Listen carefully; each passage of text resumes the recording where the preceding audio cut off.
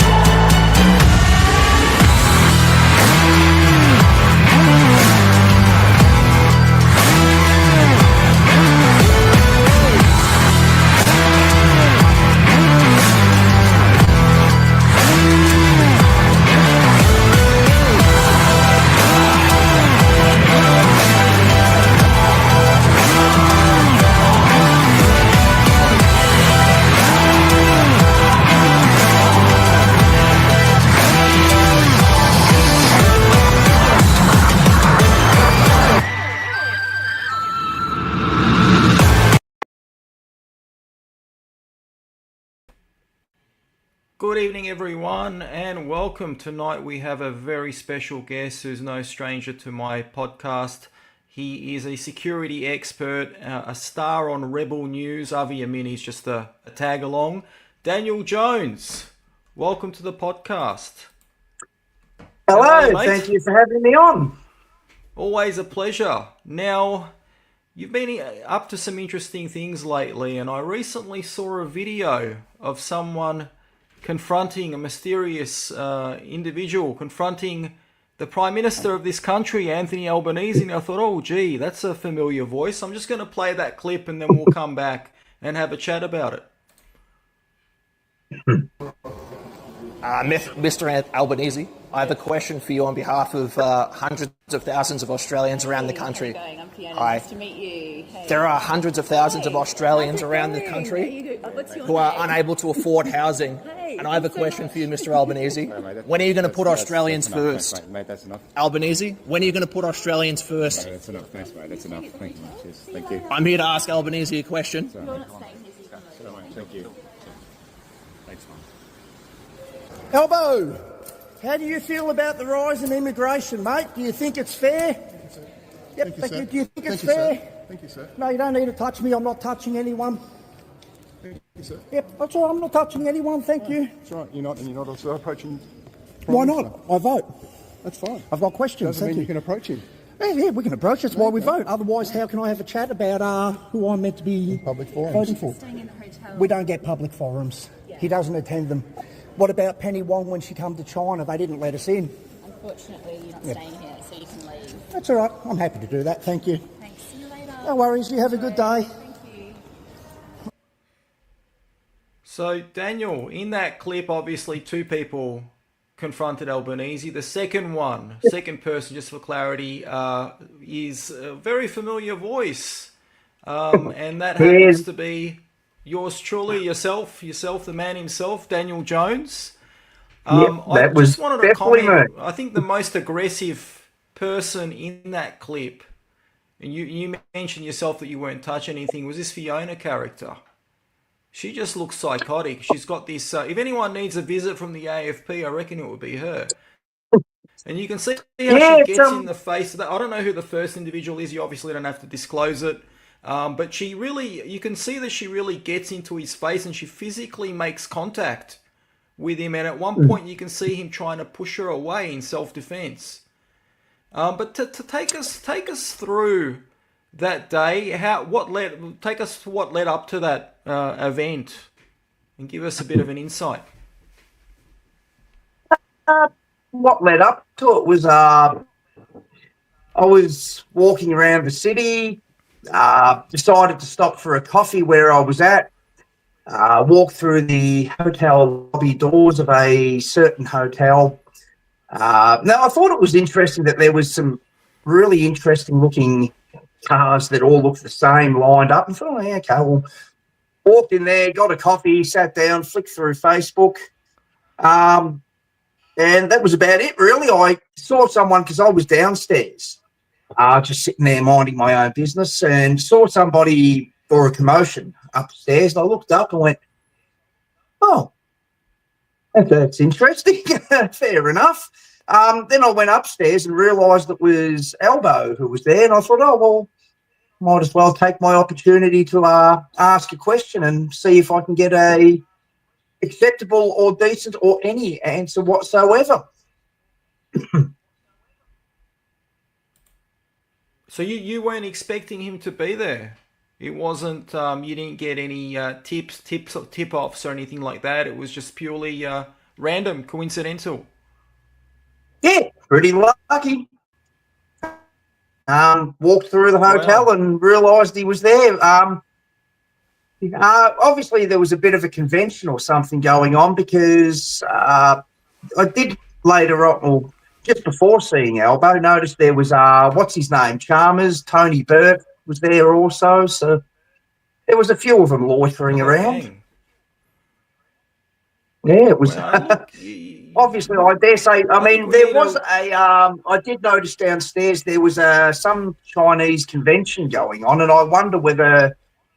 I mean, maybe I'm just sort of drawing conclusions here, but I wonder whether there was a meeting of higher up Labor ministers who were going to attend that meeting, like when Penny Wong went to Box Hill Hall and with the Chinese community. I don't know. Maybe I'm sort of clutching at straws there, but I did find that interesting. What an interesting coincidence indeed, a Chinese conference at the same time that the Prime Minister, the Labour Prime Minister, happens to be staying at the same hotel. Now, I think every now and then we need a bit of a gentle reminder that Australia, at least theoretically, is a democracy. And the Prime Minister is at least theoretically, a public servant. He's an elected official, the highest official in the land, aside from the Governor-General. He gets elected by the people, he's meant to represent the people, he's held accountable by the people. And in theoretically, a person, an individual, any citizen of this country has a right to approach him and ask him questions around his policies, his fair game. And yet this whole thing blew up. So we can see in that video that you were not out of order. You weren't being violent, you weren't being threatening, as I mentioned. The only person that was being physically confrontational, aside from his bodyguard, was this passive-aggressive female. I believe she might be one of his advisors, Fiona. She was really getting into your face. Communication. Yeah, funny thing is she's the communication staffer. Isn't that interesting? Yeah, so the irony of that one. So tell us, I mean, you asked about, and this other gentleman, the first gentleman, asked about the housing crisis and the immigration crisis, which ties into it. Tell us a little bit about that. What motivated you to ask that question? It's just something I've seen that it's been on my mind. So there's been, for instance, a lot of rise in crime. I shared a story, I think it was this morning, on my Facebook page, where a refugee had been brought in. He'd been here for, I think it was 2-3 days max, and then he was out, sexually assaulting kids and women and whatnot. And I thought, well, this is a pretty important issue, especially with this thing where Anthony Albanese was stating he wants to recognise qualifications from India.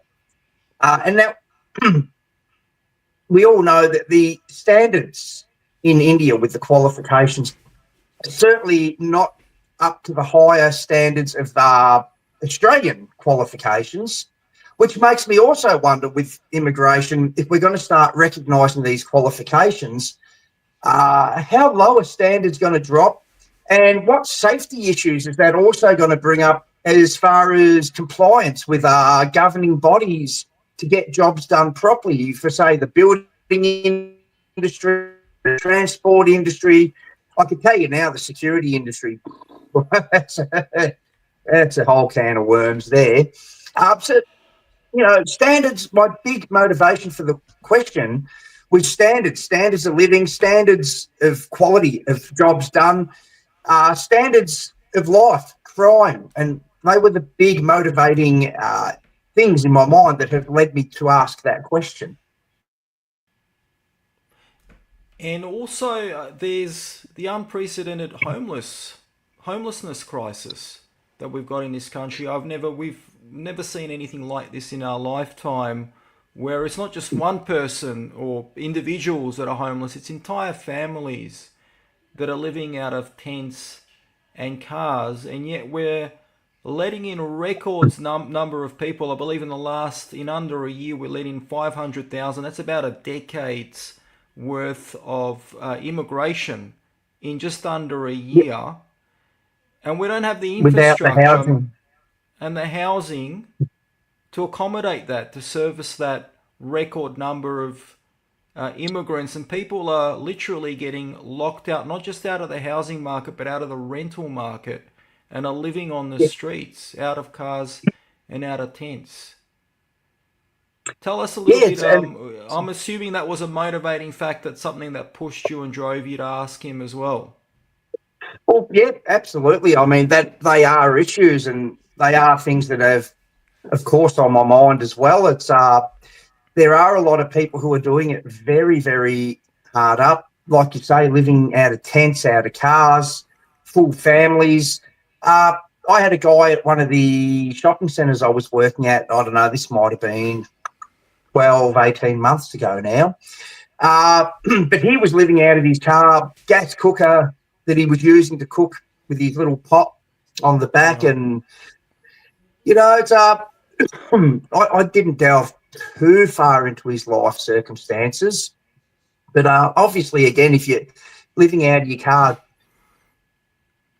parking in the same spot every night with a gas cooker on the back of your car, you're not in a good situation. And like you say, even the infrastructure, we don't have the housing, and you start looking at, they want to move into green energy. They want to shut down coal power plants and whatnot. Do we have the water, the resources, and everything else to service everyone? You look at the aged care and ageing population, that all plays into it as well.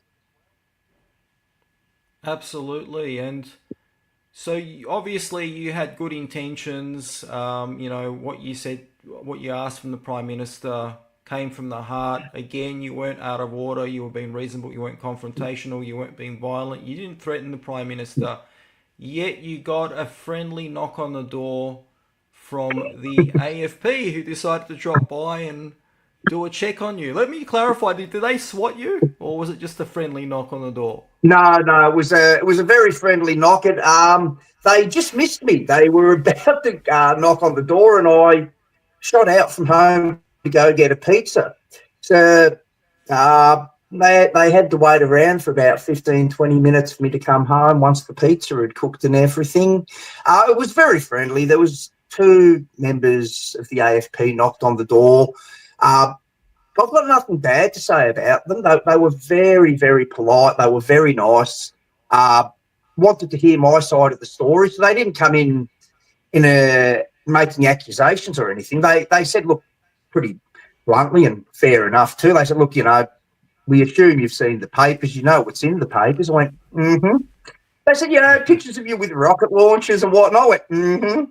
They said, look, we just want to hear your side of the story away from that salacious gossip and drama from your mouth about what's happened. And look, in all fairness, you see how it looks in the paper. It doesn't look very good. They're trying to paint that picture.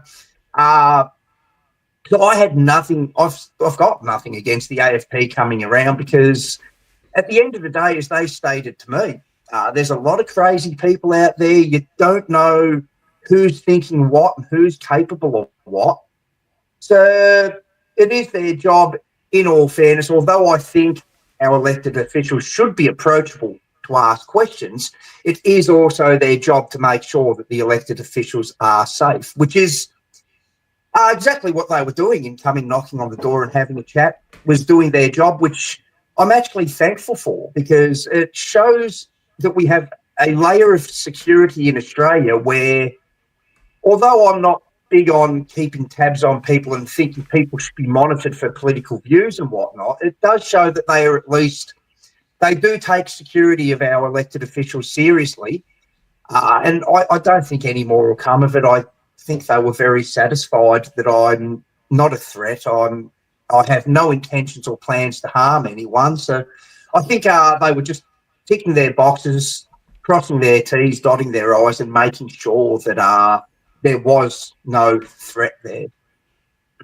So, Daniel, you did mention the media before, and obviously the media didn't help, and hence, that would have prompted, or at least part of the reason why the AFP would have given you a friendly knock on the door. I'll just bring up this article from The Age. It really is a hit piece. Revealed the far-right agitators who confronted the PM in a hotel lobby. So remember, if you ask, in a democracy, if you ask an elected official a question, you're now deemed a far-right agitator. And I just want to scroll down, and what's going on here, Daniel? That photo. That looks photo. like you're about to take someone out. Oh, look, it was one of my rifles. I was sort of looking through the scope and just cleaning the rifle up. That photo is about maybe 8 years old. It's a very old photo. It was kind of funny when my parents got the newspaper, and I went round and saw them that night, and they had a look at the photo, and my dad goes, "Jesus, mate, you look pretty young in that photo." I'm like, "Yeah, Dad, it's about 8 years old." They dug pretty deep looking for photos to get that could be portrayed as the most scary looking ones that could paint the narrative they were looking to paint. So in one photo, it looks like you're gonna take a hit out on someone via a sniper rifle. You position yourself like on a top floor of a hotel room, and this one you got a bazooka. What's going on here? When I realised that wouldn't work, I thought, I better get the bazooka. See, that one that was taken early November 2024 on a holiday in Cambodia. So again, the AFP asked, had I received training and done this and that? I went, no, man, like 100,000, 150,000 Aussies a year or whatever it is. I went over to Cambodia and got in a taxi, and someone hands me a laminated bit of paper and goes, boom, boom. And I looked at the prices and went, yes, sir. Boom, boom. So paid a lot of money, went out, shot a lot of guns, had a lot of fun. Saw the opportunity. I thought, yeah, I'm going to take that opportunity while it's there. There was certainly no training or anything. It was just, like I said, bunch of Aussies do it every year. Go over, fire some some firearms and whatnot that you don't have access to in Australia. So, well, overseas, might as well do it when you can. That's going to be my next holiday destination. You've just given me some ideas, Daniel. You know what the bad thing was? And it was probably lucky I found this out later. So I shot everything. I was back in the car driving home, and the guy goes, "Oh, I have helicopters and tanks." I went, "Oh, okay." And he goes, yeah. He goes, "You can fly the helicopter and drive the tank." And I thought, oh, if you hadn't told me that before I went out, I would have paid to do that too. That's awesome. And they got another, as part of their hit piece, another one where it looks like you're just trying to strangle a dummy, hold him in a in a what do you call it? Yeah, honestly, I Headlock. can't even remember about that photo. So, I mean, there is some demonstrations of close shanking with a knife, rear naked chokes or carotid chokes with sticks. The bout is garroting, like where that goes over, you flip it around, and but again, this is all stuff you can learn in martial arts and I mean, you are a realistic martial combat arts training and whatnot. instructor, Yes, yeah. I've so taught that's martial what you arts, do on a. realistic self-defense. Yeah, that's part of your job. That's part of your training as a martial arts Yeah, instructor. There's nothing on out and of the off, ordinary here. and again, it's So sort of these are. I mean, getting choked out with a stick is highly unlikely. But I mean, you look at the state of Victoria at the moment. Getting stabbed at the moment is it's been happening to a few people. unfortunately, especially with the record number of people that are coming in to this country from the developing world, so a lot of them Yeah, with questionable records and that are prone to yeah, violence, war torn and they just don't countries. care. Some of them just don't care. They'll stab you. It is what it is, and again, I like to teach people that they should be prepared. They should know how to defend themselves against multiple different sorts of threats, especially common threats that are out there. And knife threats at the moment, or edged weapon threats, is definitely a threat that is out there that is becoming more common at the moment, unfortunately. Absolutely. So at the end of the day, look, in summary, it looks like they're obviously making a mountain out of a molehill. They're trying to portray Yeah. you. I think this is part of a Labor campaign because the Fairfax Press, I don't know if the Australian did a piece on you. You can always correct me on that. But the Fairfax I'm Press not. is. Sure, no, that's fair enough. The Fairfax Press, I mean, they're known to be left-wing biased. They're linked to the Labor Party. So they're obviously in PR damage control. That's what it seems like to me. This is just my own opinion. And they're doing this PR hit piece on you because you had the audacity to ask the Prime Minister some tough questions because he always gets softball questions from the media. It's up to the members of the public, people like you and a few others who've approached him that have asked him the hard questions. So in response, the establishment has come out with the Fairfax Press leading the way, The Age and the Sydney Morning Herald. They've done this hit piece. They found, all these images of you on holiday in Cambodia, images of you doing your job as a martial arts trainer, and they just wove together this hit piece, essentially. That's what it seems like to me. That is all it is. And as I said to the AFP, and they were understanding of this, is at the end of the day, if you just sat there and said, look, this is the guy who approached Albo, this is what happened. Boring. Drama sells. And that's just a fact. Sex and drama sells. And obviously this isn't a sexy face. I've got one option left, drama. And that's exactly what they did. They paint this narrative of agitators, extreme right-wing terrorist-like things to paint that picture, to make it more dramatic. And the more dramatic it is, the more papers they sell. That's and right. Furthermore to that, politics tends to attract a lot of narcissists. Yes. Now, are the media narcissists or just the lackeys and enablers of the narcissists? Well, I guess that's up for debate. But either way, whether the media are narcissists themselves or the enablers and lackeys of the narcissists in power, I get the feeling that they were told to run the piece and they were told to dig up dirt. And being good little lackeys, they ran out and dug and went, we got this stuff that's like 8 years old and that. Basically, what happens is when narcissists can't control you, and I'm not that easily controllable, so they couldn't control me or the questions that I was asking with Anthony. So it's easier then for them to control the narrative. If narcissists can't control you, they will control how others see you to try and make you look bad, sound bad, start rumours about you, how half truths or lies about you to paint a different picture so that you're seen in a negative light, which is exactly what they did. And that's fine. I really don't care. Anyone who knows me personally, or everyone who knows me personally, knows that's just rubbish. And pretty much everyone who knows me personally got a damn good laugh out of the paper, to be honest. But what really, really got me was because I got a few messages from a few different journalists from a couple of different outlets, and they're all saying, like, well, we've been speaking to the White Rose Society. And I thought, well, hang on, you're labelling me a far-right agitator, but then you're speaking to a very well-known far-left organisation.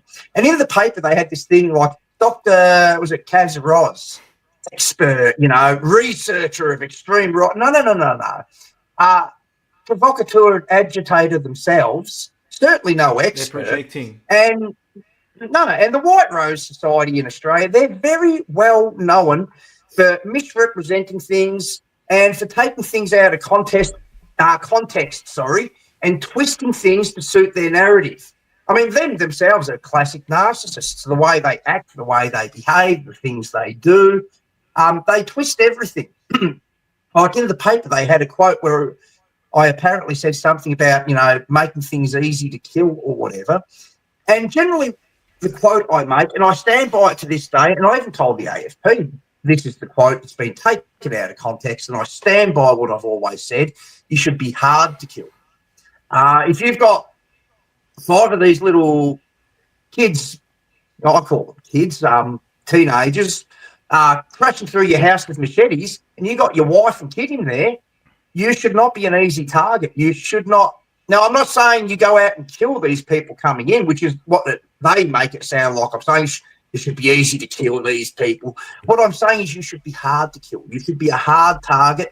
You should be able to defend yourself so that people coming through your door, if there's 5 of them, have a good look at you in front of your missus and kids and go, think we'll walk ourselves back out. We come into the wrong house. And you go, that's a good idea, son. You know where the door is, close it on the way out. I think anyone that would break and enter would have a bit of bad luck running into you, Daniel. It would be a bad day for don't them. worry about me. It's my 2 dogs you got to worry about. They're any time the door shuts, they're chomping at the bit for anything that comes near the property. You've got Rottweilers? Dobermans? Carne Corso. 2 Carne Corsi. Italian Mastiffs. Well, okay. You wouldn't want to mess with that, that's for sure. I wouldn't be surprised, this is speculation on my part, but I wouldn't be surprised that the person that led this PR stunt, this attack, this hit piece on you was none other than Fiona herself, given that she's the communications advisor to Albanese, and, given her behaviour, she was displaying clear narcissistic behaviour, at least in that video clip. So I wouldn't be surprised. There was that very condescending, very condescending smile, that very, antagonistic, passive-aggressive, antagonistic, like, well, bye. That smirk, that classic, well, bye, sort of smirk. You're like, but she was, as I said before, she was being physically confrontational while smiling. I don't know if she touched you, but she did get physical with that first guy. Yeah. Did she try to make any... No, okay. She'd be pretty... Anyone would be pretty stupid to do that. But with the first guy, you can clearly see that she's putting her hands on him and he's trying to sort of move her away in self-defense. You can clearly see that in the first clip. Yeah, it's certainly not her role in communications minister to be bodyguarding the Prime Minister. Tell me, Daniel, moving on, still on the topic of politicians and narcissists and sociopaths, the up-and-coming election, right around the corner. Are you optimistic?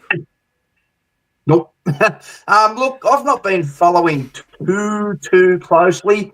From what I see in the papers, from polling and whatnot, they seem pretty confident that Anthony Albanese is going to get back in again, which I think is disappointing.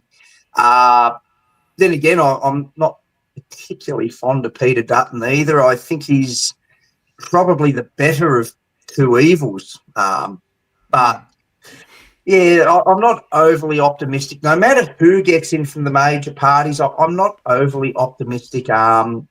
Much is going to change because left wing, right wing, they're pretty much two wings of the same bird. Nothing much particularly changes very quickly. What are your thoughts on the school of thought that we shouldn't participate in the election at all because they're all the same? It's not going to make a difference. It's all rigged. What are your thoughts on that? Oh, changes from day to day, to be honest. I mean, I've never liked the idea of you must vote or we'll fine you. Like, mate, I'm not a kid. If I don't want to vote, I won't vote. I think I do like the American system insofar as the fact that if you don't want to vote, you don't have to. It's a free choice. I like the idea of free choice, as opposed to Australia where you get told, it's mandatory, you have to do it, or you get an arbitrary punishment for it, which again just forces people to go out and do it to not be punished. And those people may have no interest, not know what they're doing and not care. And who knows what happens then? That's anyone's guess. So there's one school of thought that says that we shouldn't participate at all. It's not going to make a difference. Don't even vote. Don't even bother or cast a dud ballot. There's another school of thought that says, we have to get rid of the duopoly, and I'll use the Trumpets of Patriots and Clive Palmer as an example. So they believe that they need to take down the duopoly, put the majors last, but they have this strategy where they end up, and quite a few people in the freedom movement seem to be doing this, where they end up preferencing the Teals and Labor in certain seats ahead of Liberals because they're very, for whatever reason, happen to be very antagonistic towards the Liberals. Or they say, there's not much of a difference between Labor and Liberal. What are your thoughts on that? Have you got any thoughts or ideas on that? Oh, look, I always think you got to be in it to win it. If you don't cast a vote, you've certainly got no chance of winning. As far as the duopoly goes, I thoroughly agree. In a perfect world for me, what I would like to see is the Freedom Party running candidates nationally and for Morgan Jonas to get voted in as Prime Minister. That, to me, I would consider that a 100% win with a very sensible person who has the best interests of the people, amazing guy running the country. That to me would be the ultimate great outcome. Obviously, for that to ever happen, you've got to cast the vote. So, I don't like telling people what to do. I don't like suggesting and saying, no, don't vote. I always say to people, you do you. You do what you feel is appropriate. For me, I will cast a vote. I don't even know who I'm voting for yet, to be honest. But I'll cast one. Ideally, I would like to see more independence and whatnot to give a bit more texture and flavour in there, as opposed to just the two-party system, which, as you say, for the best part, they seem to be very similar, very, very similar. Same. There's not a great deal of difference amongst the two major parties. And I agree with you on Morgan Jonas. It's a shame that he's not running in the federal election. He will most likely run for the state like he did last time. Very talented guy, hope so. A really, really great asset. But with the freedom movement in general, I'm not talking about the Freedom Party, I'm talking about the freedom movement as a whole. They talk about taking on the duopoly, and a lot of people in the freedom movement like to imitate or emulate's probably a better word, Trump and the MAGA movement. But what's interesting about Trump and the MAGA movement is he didn't take on the duopoly by working from the outside. He actually pretty much embedded himself into the Republican Party.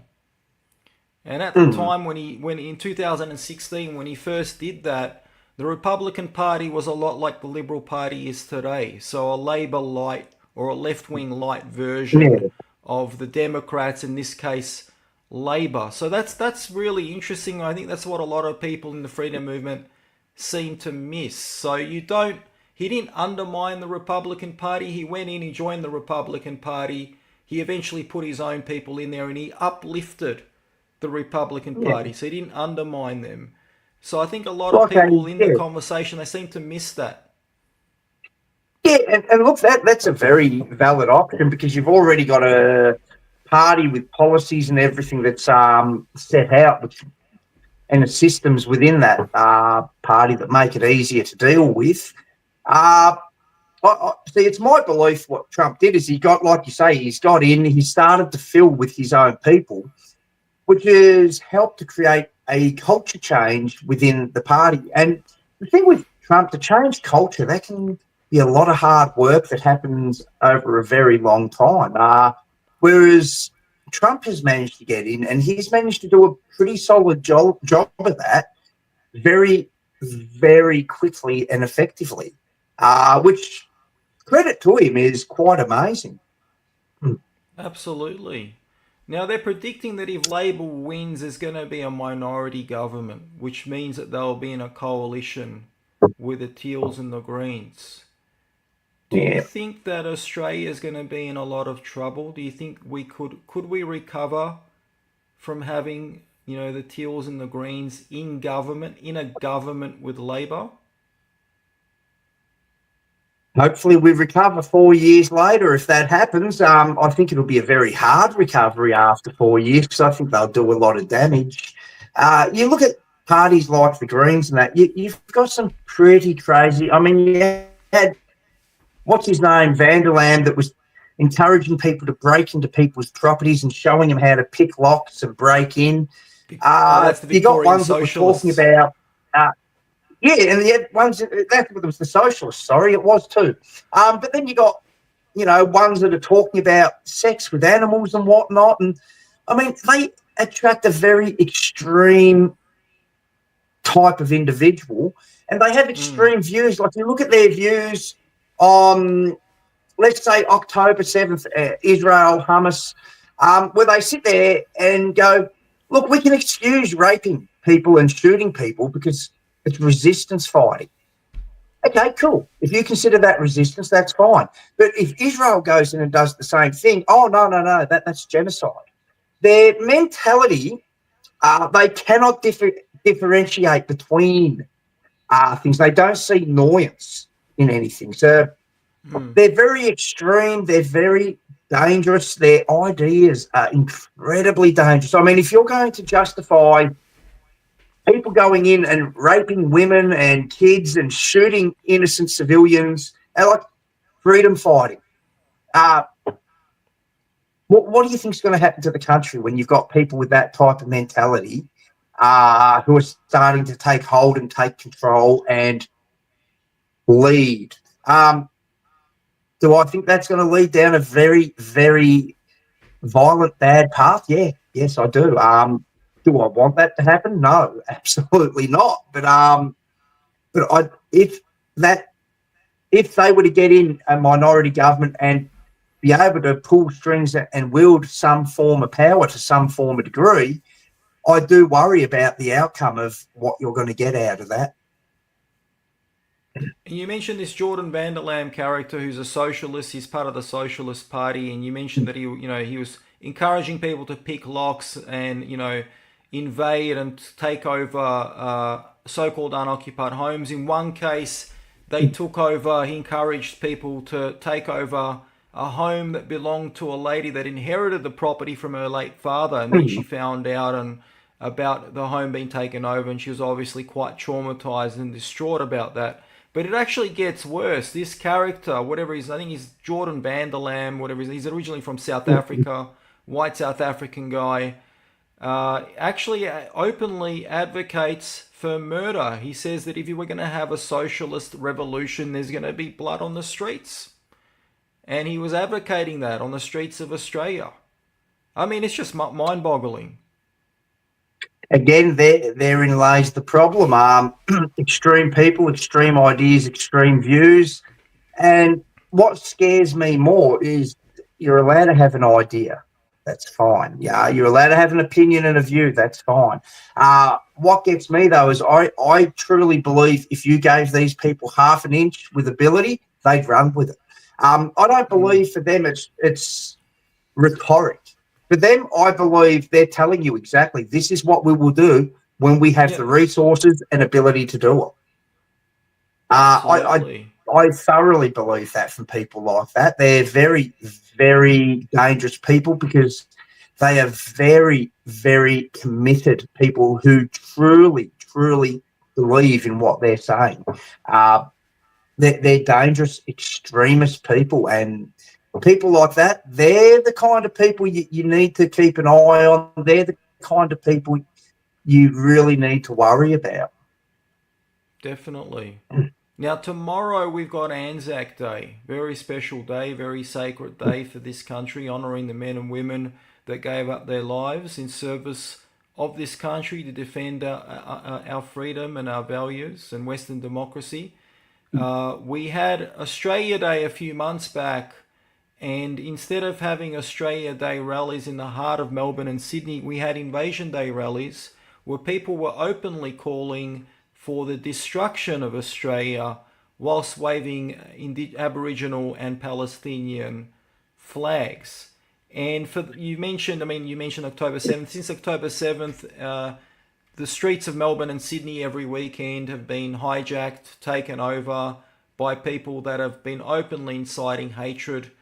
Do you think that's going to mellow down, or do you think, as a security expert, you've been monitoring this situation for a while, do you think we've only just seen the start of it and it's going to get worse? What are your thoughts? A lot of these things tend to go in peaks and troughs. But things like Invasion Day, the one with Free Palestine has gone on for, normally they're quick peaks and troughs, flavour of the month sort of stuff, whereas Invasion Day has been, it's something that's continued year after year now. The one Free Palestine has stuck around. It's not gone away for over a year now, which is uncommon, which makes me worry that, it is very, very much likely to get worse. And again, if you're going to vote in a weak government or a government that appeases these sort of ideas, then it's going to embolden the extremists. And once they're emboldened, it means they're going to act out a lot more, which certainly increases the risks and dangers.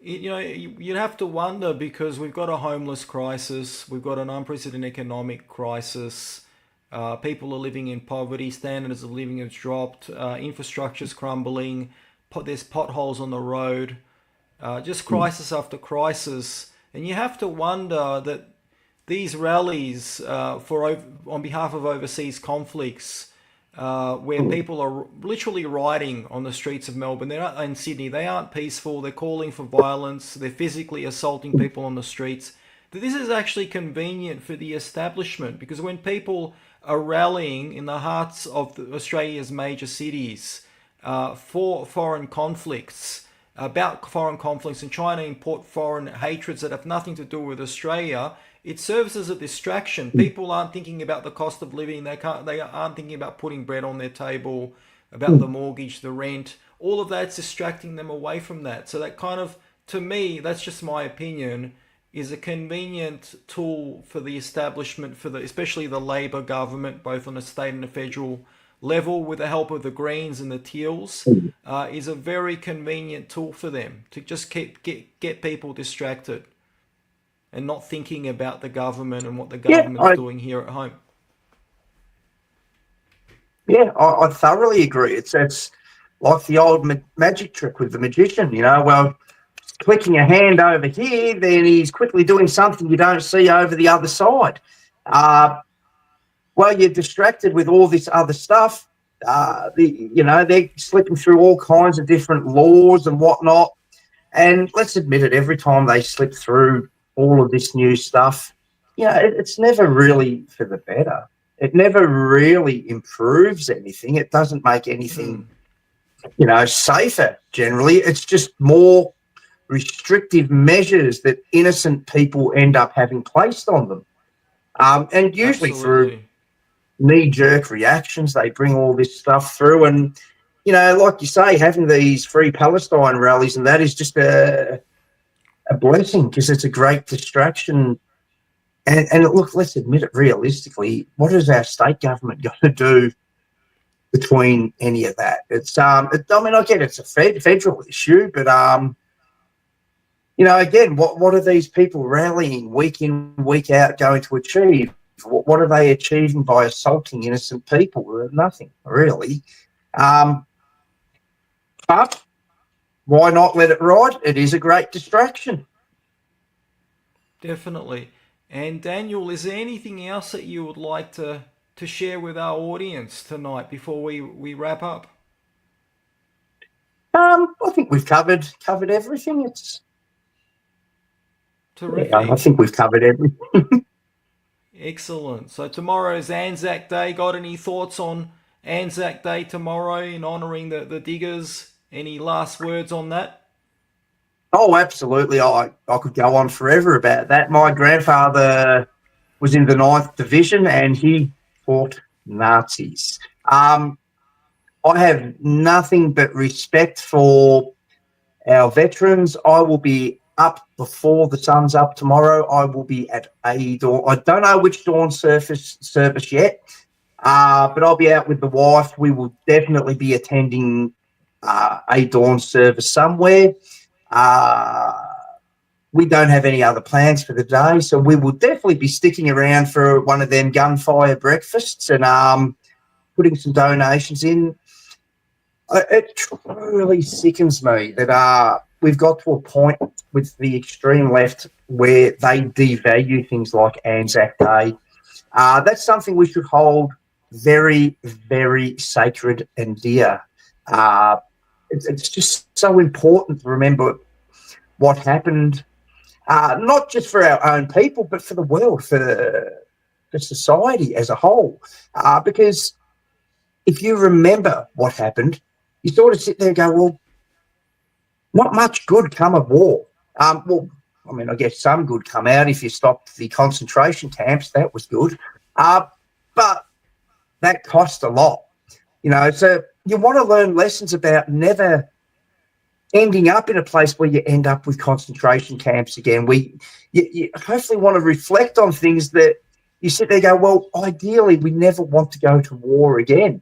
And you want to remember the blood and the sweat and the guts and the sacrifice that our ancestors put in that has created in Australia what is a lucky country where we really are, when you look at other countries, third world countries and whatnot, with,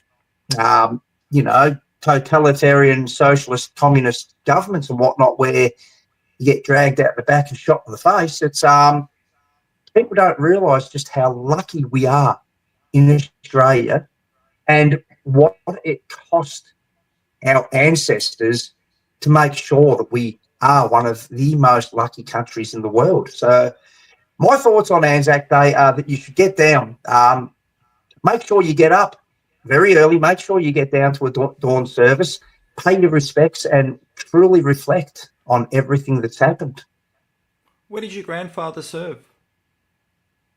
He was in the Middle East. We did get his service records. He definitely was injured.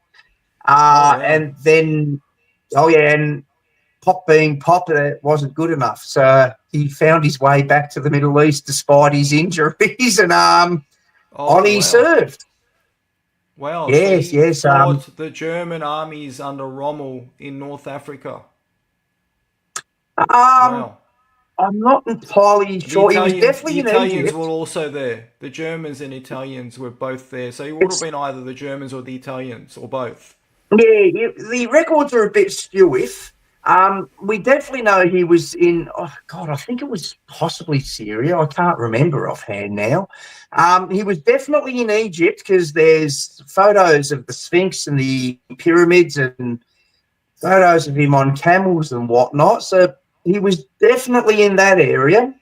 From what I Wow. understand of the records, his injuries come about when he, by the sounds of it, he dove into a trench with fire coming overhead, I think from maybe a plane. But it sounds like he, like I say, the records are a bit hard to read and a bit vague and skew-if, but it sounds like he was under fire, busted his knee, I think it was, jumping into a trench. And then when he healed from that, he was back out again and looking for Wow. adventure. That's impressive. May his memory be a blessing. I'm sure you'll honor his memory tomorrow with the Always. rest of the diggers that fell and sacrificed their lives for this great country. Now, Daniel, I understand you've obviously got a Facebook page with a large following. You're on X. Yep. I'm going to post the links in the description below. Is there anywhere else where Ah, people thank can you. find you? I'm most active on Facebook, Tactical Force Combatives.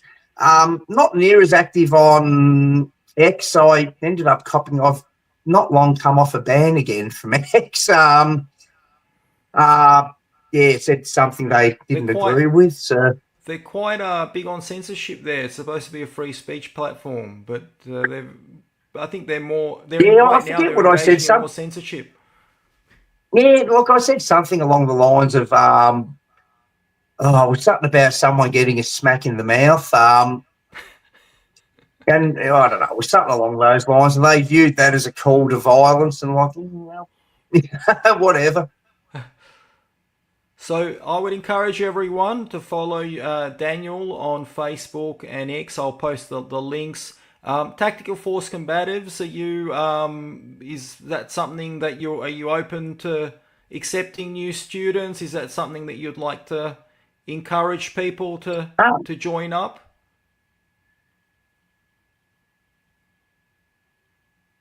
I think you froze up a little bit, Daniel. I think we may have lost Daniel, possibly. Daniel froze.